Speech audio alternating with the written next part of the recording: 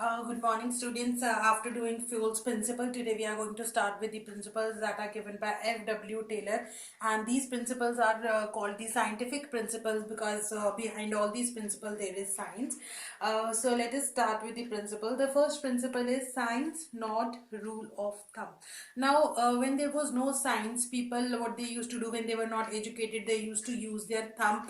And for whenever there was any problem, then there was a hit and trial method that was used to solve the problems. Like for example, there is one problem, they used to use one method of solving that. If that method is not successful, then the other method was tried one after the other. So now, but now when people are educated and then they have done research, there are new methods that have evolved through science. So Taylor believed that for doing every task in the organization there is one best method, and we as an individual, we as a scientific manager, we have to find out that best method which will lead to minimum usage of your resources, and that will reduce your wastage. Because when you are using minimum resources and wastages are reduced, then only objectives will be achieved efficiently and effectively. So science, not rule of thumb.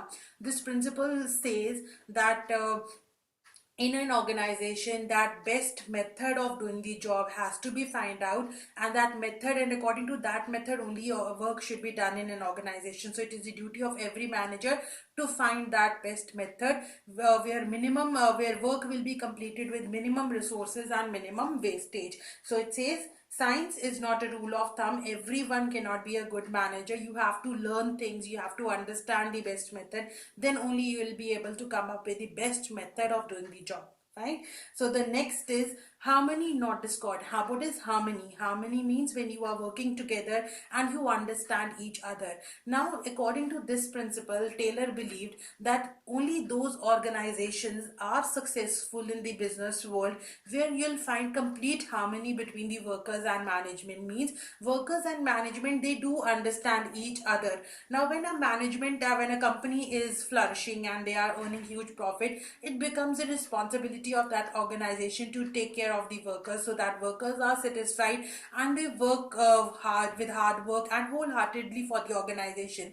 Similarly, on the other hand, the workers have to see that if their organization will grow with their hard work, then only they'll be benefited. So besides or instead of thinking about themselves, workers in management, they should think that they both are part and parcel of the same game, and they can grow only when the organization is growing. So leaving their individual benefits aside, they should think for each other and they should think for the organization. So management should share the gains of the company with the workers, and workers on the other hand should work hard for the betterment and for the growth of the organization, because when the organization is growing, then only both workers and the management can grow. So these are the first two principles. In my next lecture you will find out the next two principles. So there are four different principles which are given by F.W. Taylor, and F.W. Taylor worked at the worker level.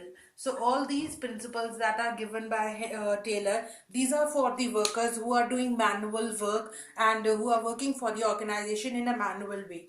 Thank you.